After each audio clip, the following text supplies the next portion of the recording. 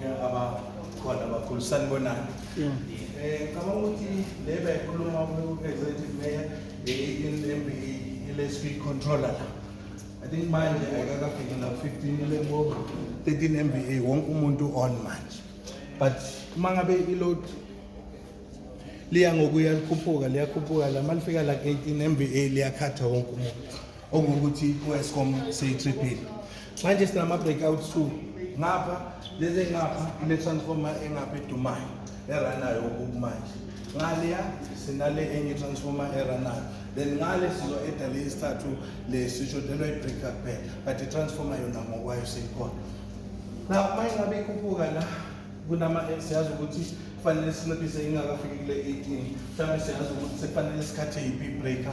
Ama breaker abhaliwe le transformer mayiduma nje. Le ama street ahlukahlukene ama street nabo lebhedlela lasethanda ukukhanya number 2 nangale sengithenye ithanda ukukhanya ingale yakhe.